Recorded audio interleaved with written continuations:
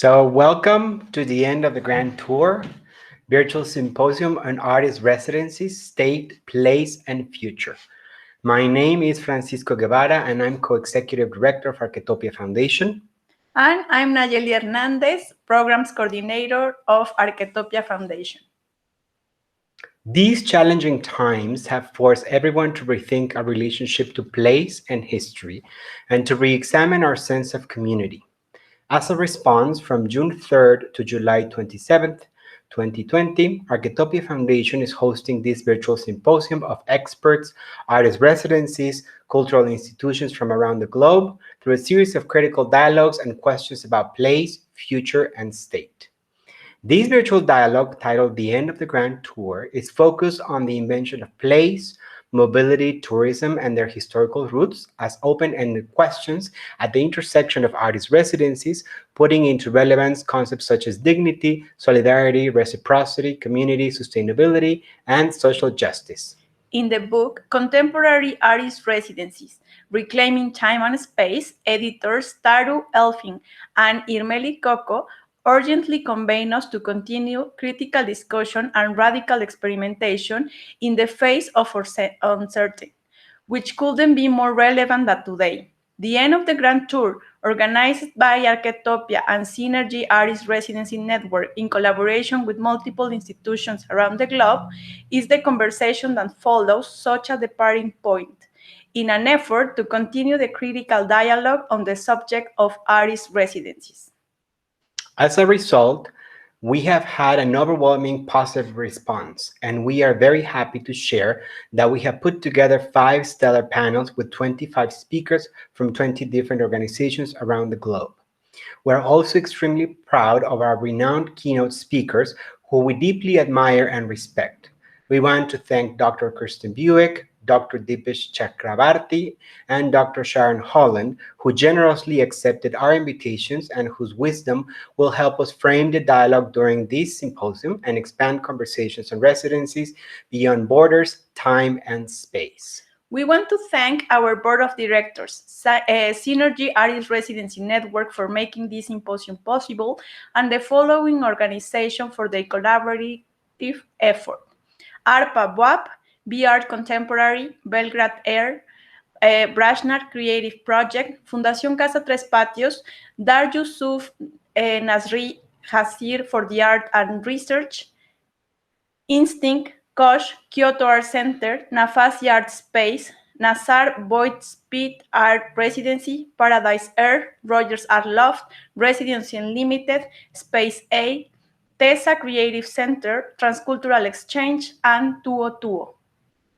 We want to especially thank our moderators, Karim Katan and Emmanuel Ortega, our conditional allies who support to Arquetopia and commitment to our mission in always full of enthusiasm. Feel free to ask any questions during this talk on the social media thread of this event. Also, at the end of this talk, we will share important information regarding the next session, the channels and social media we had set it up for the symposium. Let's begin.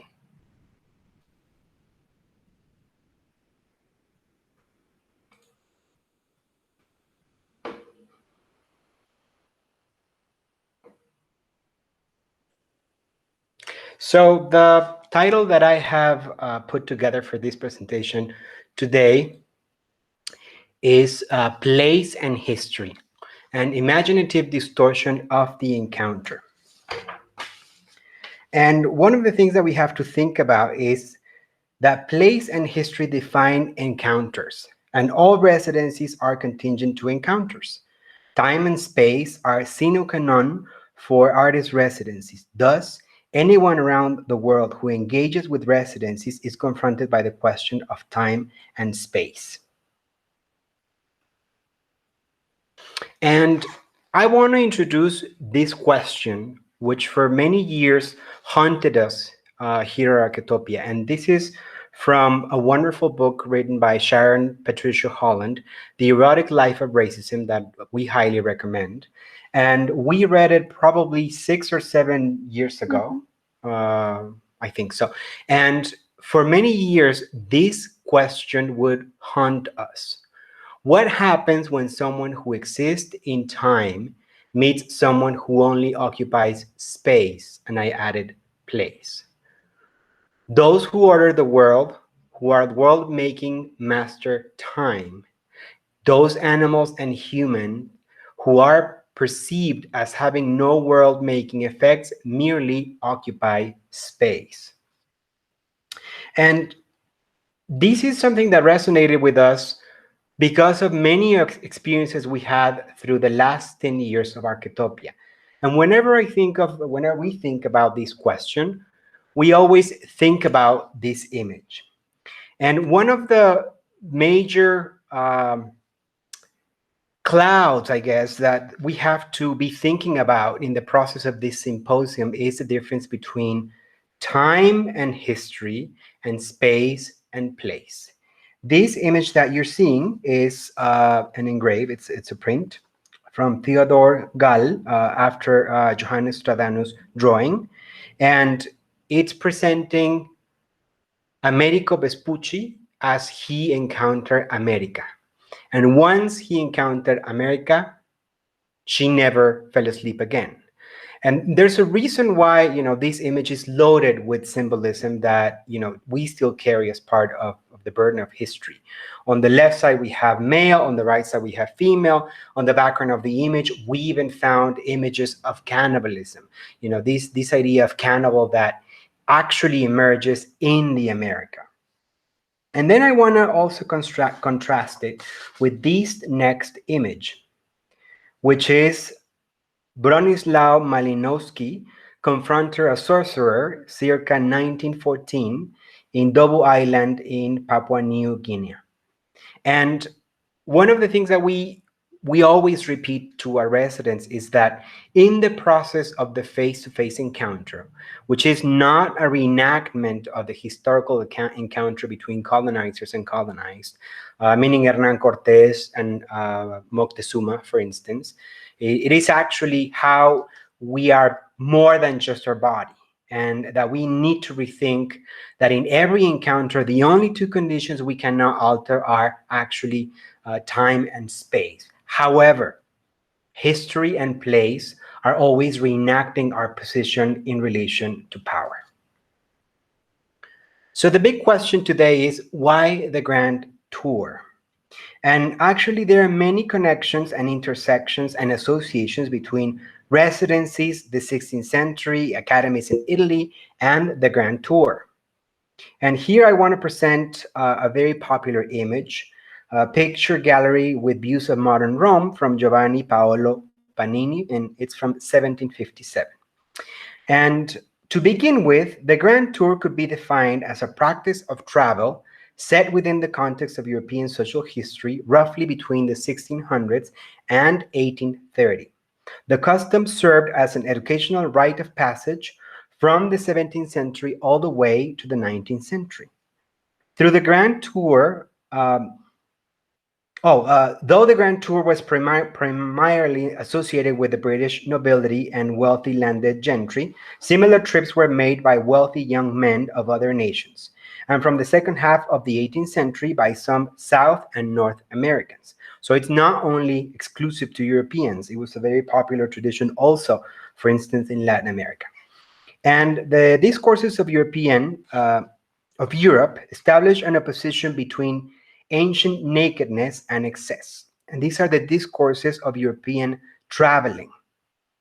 These discourses take place by mapping out an imaginative topography of the Grand Tour, a topography that has no clearly fixed borders, but is defined by the assumption that travel on the Grand Tour entails a movement from Northern to Southern Europe that eventually extended all the way to the rest of the world and the Northern Hemisphere and the Southern Hemisphere. And it is primarily concerned with Italy. And this is also one of the reasons why Arquetopia in its 10th anniversary decided to open a residency space in Naples. And like I said, eventually this tradition extended to the rest of the world.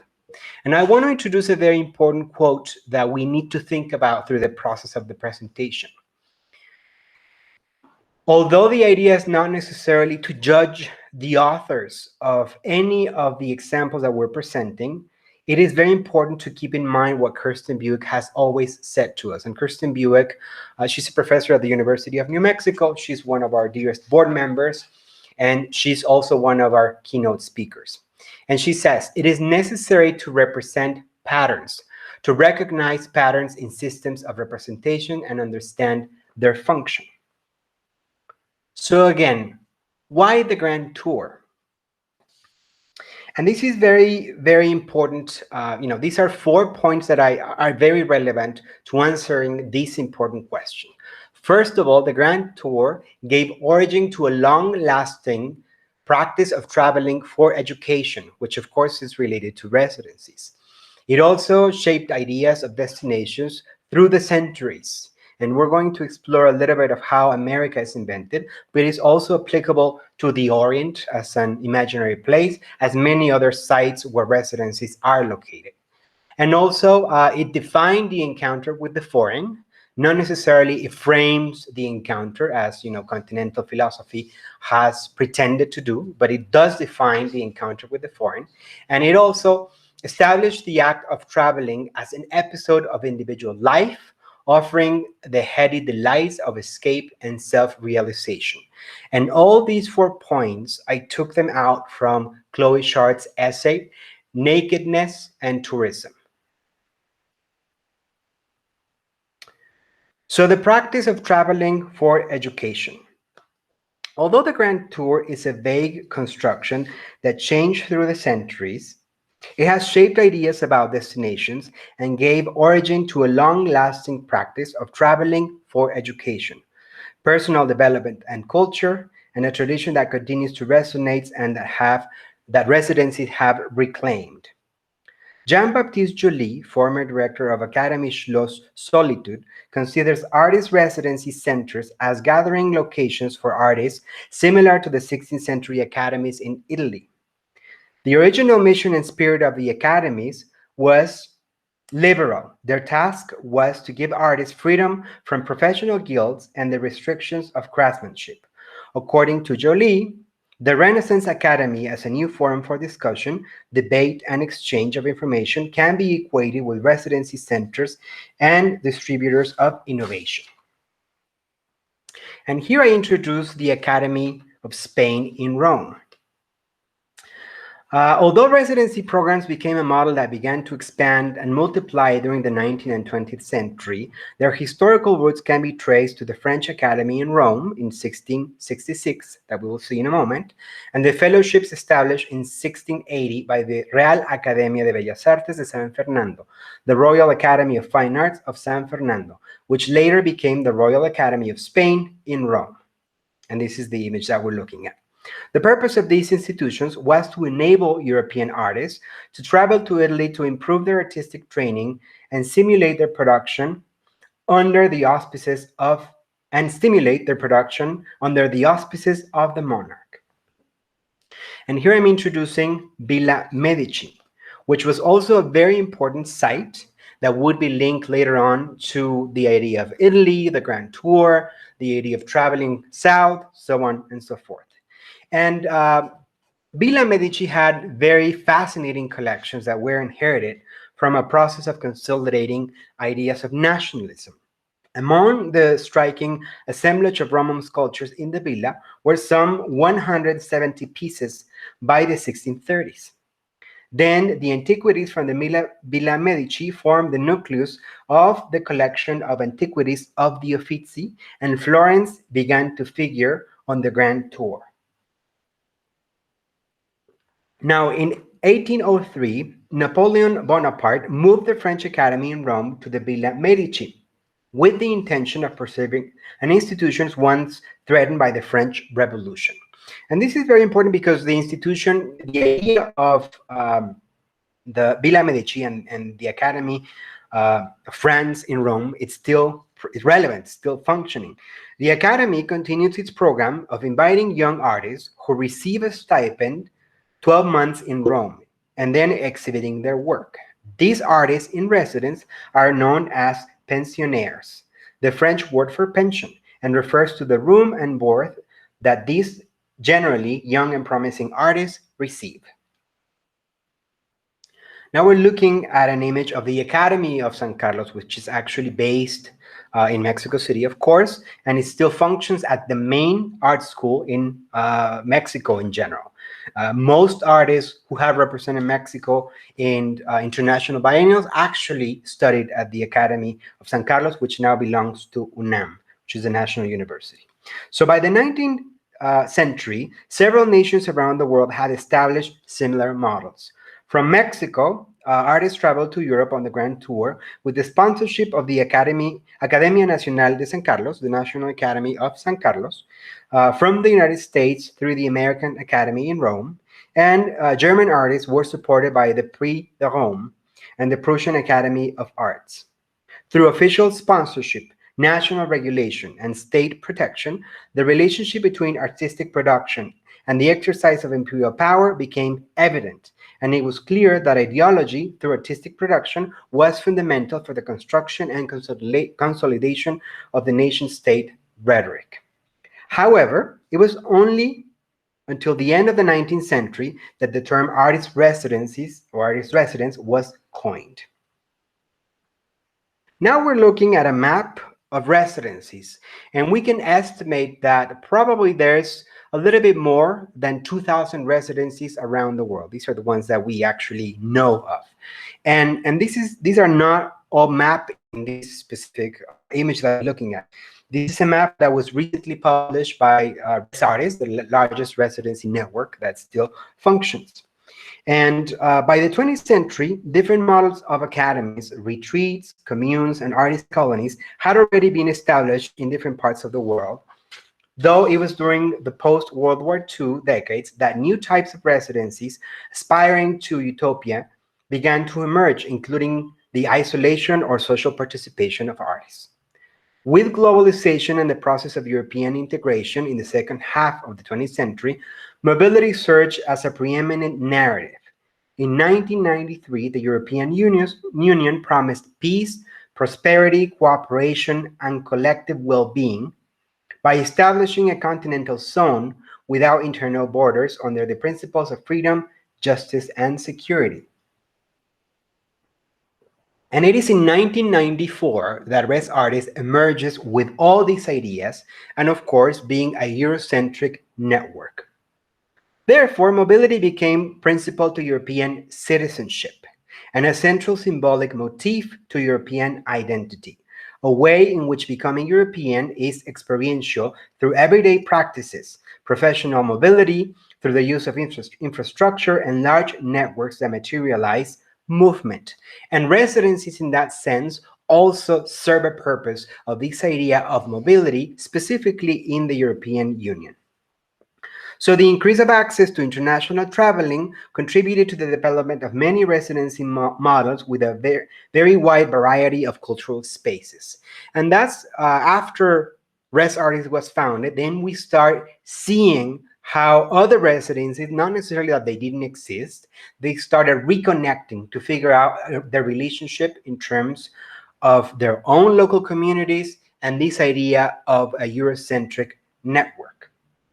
And we're going to then continue with the invention of destinations. What we're looking at here is a map of the world, which is a very, it's a clear contrast between the map that we just saw and the map that was invented in the 16th century. And Chloe Shard, in her essay, Grand and Ghostly Tours, the Topography of Memory, she explains how the Grand Tour helped build a set of assumptions in which travelers map out a specific imaginative topography of the foreign.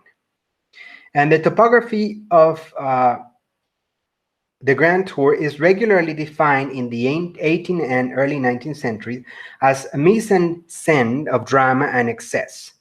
The Italians are constantly described as excessive in their passion and in almost all aspects of their social behavior. This excess is condemned, but is at the same time presented as a source of pleasurable drama. And we're going to keep this in mind as we look at these images. What we're seeing here is a map as the age of discovery emerges. And if you notice in the bottom left corner of the map, you're going to see some images not only of monsters, but of very specific depictions. And one of the things that we have to remember is that the Americas have been loaded with signification from the moment it was invented. And I took this quote out of a catalog that Oriana Baddeley, she wrote an essay for Teresa Margolles and the pathology of everyday death. And she says, the visual culture of Mexico has been laden with the weight of representational meaning since the first contact of Europe and the Americas in the 15th century. The flora and fauna of Mexico has been explained and described, its inhabitants recognizably characterized for both internal and external audiences. And this is a closer look at the image, and you can see how cannibalism was invented at the same time that the idea of America as a place, not necessarily as a space, was also invented. And we also have to keep in mind that the Caribbean, the word Caribbean actually signifies, it means cannibalism. So Mexico has been the object of imperial fantasies since Hernán Cortés effected the Spanish conquest in the early 16th century. Cortés' rhetorical domestication of the landscape redirected Spanish aspiration from commerce to colonization and transformed the strange new world, into New Spain, a rational extension of the old. And this is another image of cannibals, and this is based on the description of someone who came to the Americas, and then it was made into a drawing, and then eventually was made into a print. And we have to keep in mind that these images went back and forth from the Americas into Europe from the Americas, and most of them are hearsay. They eventually became drawings, they eventually became prints. However, the weight of history is something that we still have to consider. And with a quick Google search of the idea of Mexico, savage, I found this image, which also has a striking resemblance with the print that we just saw. So one of the concepts that we've been talking about from the beginning of the presentation is the difference between place versus space. And I want to introduce Michel de Certeau's ideas. And he distinguishes place as the map order representation from space, the illegible, heterogeneous, contextually protean use of time and location. Therefore, space lives, place is dead. Space is actualized, place is described. And this, of course, applies to the Americas, to the Orient, to many other places, and is very relevant to the sites where all residencies operate. And I also want to introduce the idea of destinations and their people. And one of the most important German writers, Goethe, made the following statement. And I took this from an incredible book by Michael Taussig, What Color is Sacred? Men in state of nature, uncivilized nations and children have a great fondness for color in their utmost brightness. The same applies to an uneducated people, Southern Europeans, and especially women with their bright colored bodices and ribbons. And I want to contrast that idea with the largest residency network in the world, which of course belongs to the Goethe Institute.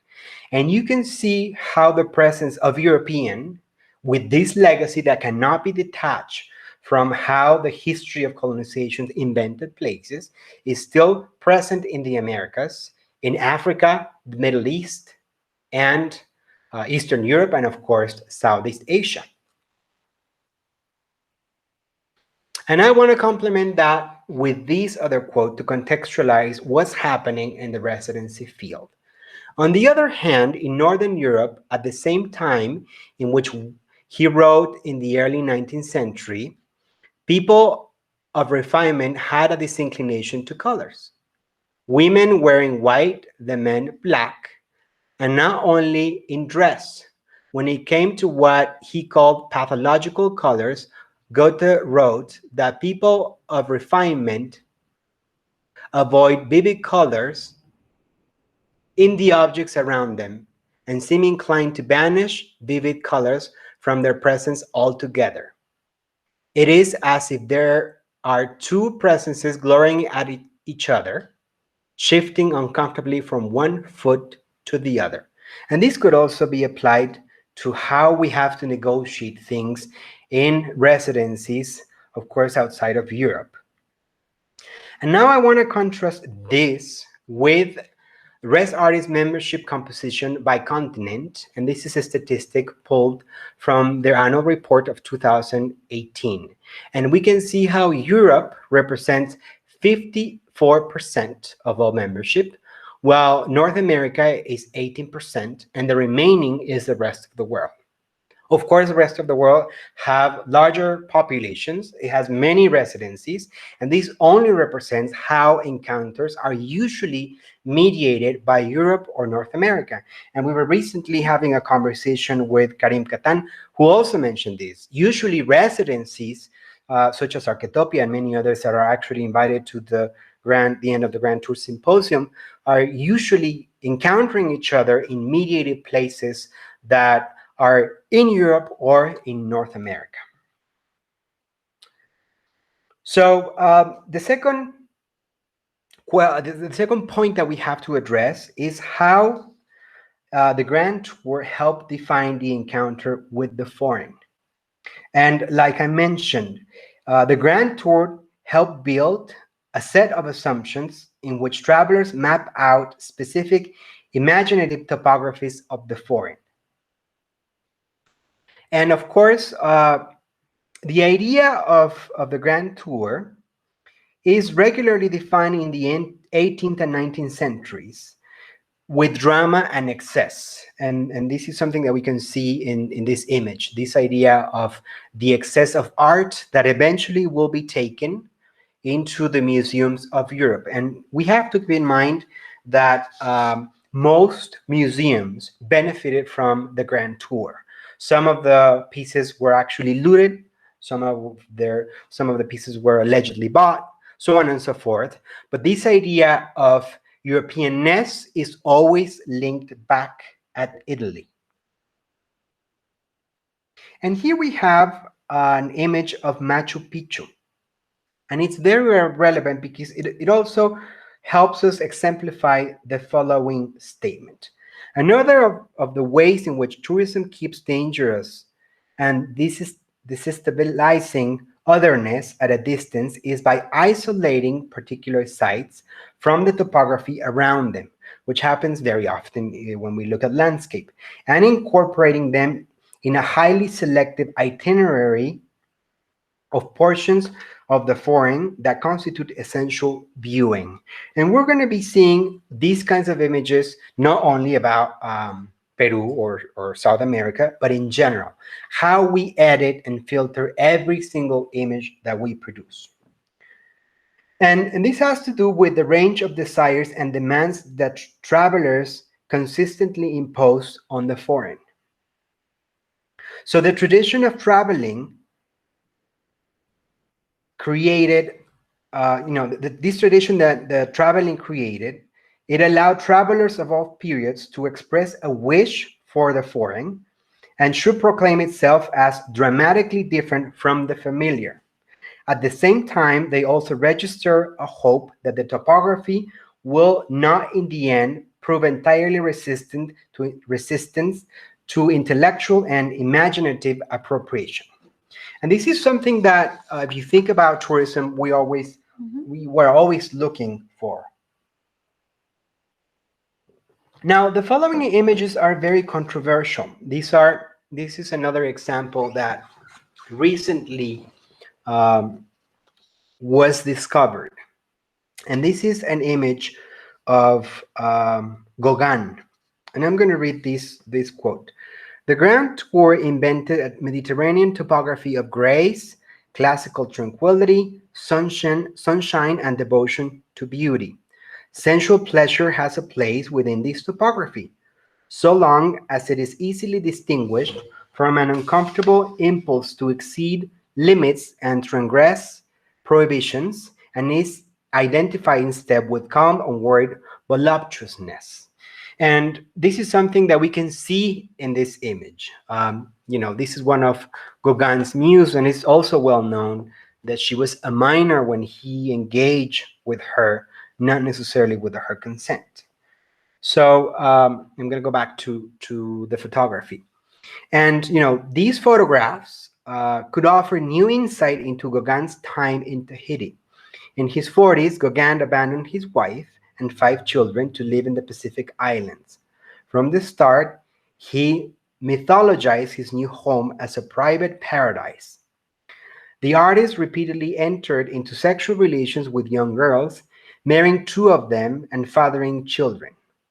Gauguin infamously used adolescent women in Polynesia as his models and mistress, and Pahura, which we are looking at in the painting, was barely 18 when she was married to him in his second trip to Tahiti.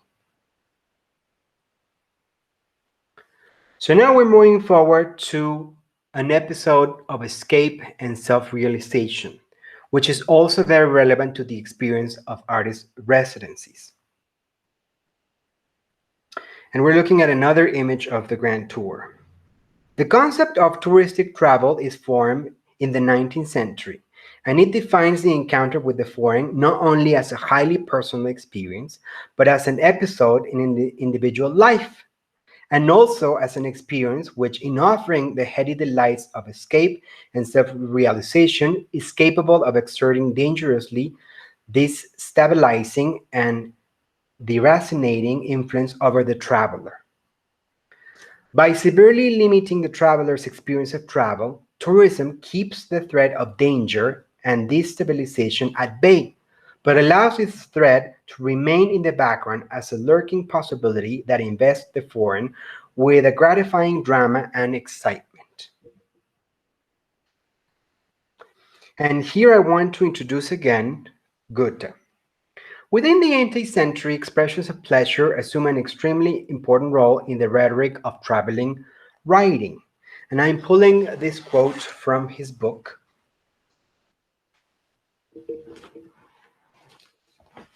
And the name of his book is Italian Journey, and it was published in 1816 through 1817. If every human individual is to be considered only a supplement to all the others, if he is never so useful or so lovable as when he is content to play his part, this must be particularly true for travelers and writers of travel books. Personality, purpose, the times, the chances of fortune and misfortune are different in every case. If I know a traveler's predecessors, I find profit in reading him too, and shall welcome his successors with pleasure, even if in the meantime I have been so fortunate as to visit the same country myself. After all, what am I, both in my life and my travels, but a precursors of those who shall come after me? And I found this really interesting essay that makes the connections between Elizabeth Gilbert's Eat, Pray, Love. And I want to read her quote as well. And maybe it's a preparation for my trip to India that I decided to spend the last week traveling through Sicily, the most third world section of Italy, and therefore not a bad place to go if you need to prepare yourself to experience extreme poverty. Or maybe I only want to go to Sicily because of what Goethe said. Without seeing Sicily, one cannot get a clear idea of what Italy is. And of course, Italy is way more than that. So before I introduce that quote, I also want to read this other one. And maybe it's a preparation for my trip to India. No, No. the other quote. I will say that the same thing that helped generations of Sicilians hold their dignity has helped me begin to recover mine. Namely, the idea that appreciation of pleasure can be an anchor of one's humanity. I believe this is what Goethe meant by saying that you have to come here, to Sicily, in order to understand Italy. And I suppose this is what I instinctively felt when I decided that I needed to come here to Italy in order to understand myself. And then I pulled this quote from Sharon Russell, Consuming Italy, from Goethe, Italian's Journey to Gilbert's Eat, Pray, Love.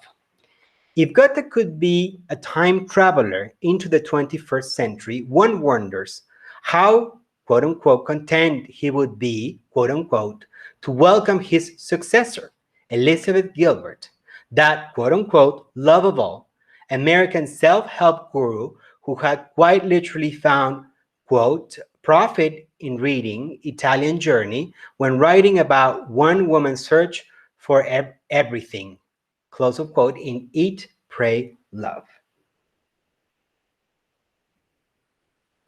And here we have, and this is something we have to always remember, how history and the weight of images is always leading us back to mass media and how we encounter, not necessarily that we encounter frame in this way, but how we are trained to encounter. And I want to contrast this image of Eat, Pray, Love movie. You can see Julia Roberts and the other character.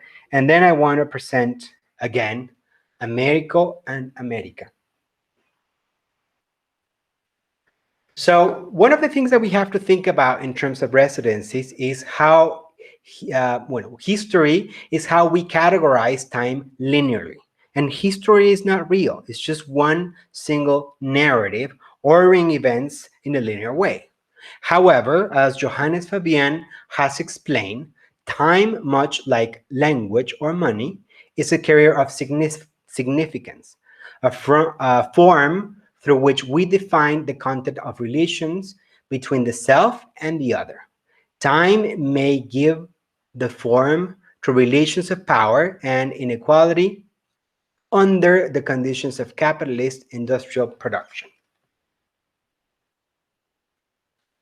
Whenever we think about encounters, I always bring back Emmanuel Levinez, and this is for several reasons. First of all, no one can be further from our experience in Mexico or many other regions of the world than someone like Emmanuel Levinez. However, his experience also allowed him and generously produce such knowledge that can help us understand the process of encounter. And this quote is always important to understand how violence functions. Real violence doesn't consist so much in injuring and annihilating persons as in interrupting their continuity, making them betray not only commitments, but their own substance, making them carry out actions that will destroy every possibility for action.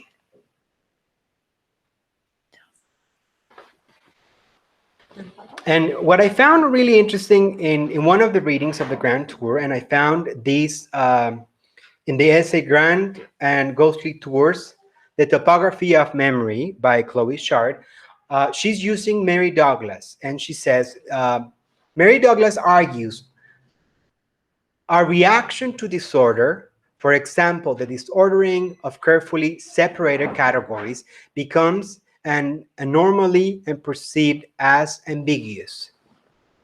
It is not simple condemned. We recognize that it is destructive to existing patterns, also that it has potentiality. It symbolizes both danger and power. And this was a very revealing quote when we ended up putting together this symposium. And this is the geography that I am presenting. And I think of it as dangerous in endless possibilities.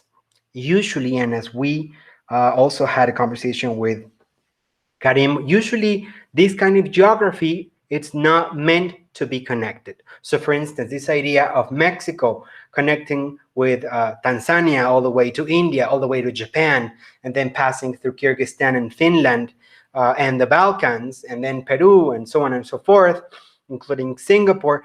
It's usually places, or actually spaces, that are not necessarily connected. So we see endless possibilities in this interconnectivity. And then before we finish, I want to introduce this quote that connects Levinas with Dipesh Chakrabarty's work. When I read Levinas's statement, "The other concerns me as a neighbor," I think of many other artist residencies around the globe. And just like Dipesh Chakrabarty, I strive for a history that makes visible its repressive strategies in its own structure, allowing us to understand our own collusion and be able to assume our responsibility. In the next few weeks, we're going to be exploring the end of the Grand Tour. Is it really the end of the Grand Tour? And these are the following questions are what we're posing as a possibility to expand in different dialogues, including many voices from different parts of the world. How can we establish distance between the fantasies of the Grand Tour and the fetishes of mobility to rethink cultural cooperation while interrupting the tradition of movement at the expense of exploitation? What is the function of residencies as spaces where communities intersect and negotiate difference? How can we achieve sustainability without sacrificing our ethical commitment to our communities? What have we learned locally that could be implemented interculturally and transnationally? What happens when an artist engages with artistic processes while immersed in a community where its culture, people, and even the place itself have been imagined and reimagined by art history and in general the dominant visual culture? And then the last question or questions: how can residencies become an affront to the order of things and seize the opportunity to interrupt the violent continuity of history? How do we move together from here?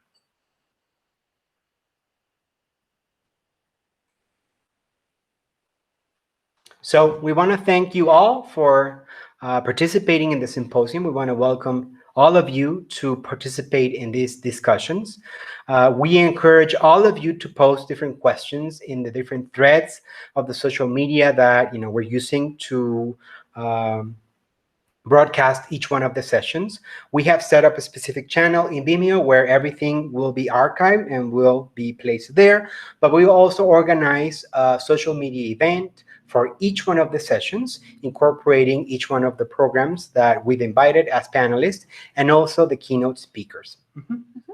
In the next session, we have? Yeah, we will have the next session this Friday at 9 a.m. Mexico's time. And it's our first keynote, our favorite scholar, Kristen Buick. So we will see you there. Thank you all again for your enthusiasm, and we look forward to all of the discussions and conversations. See you next time.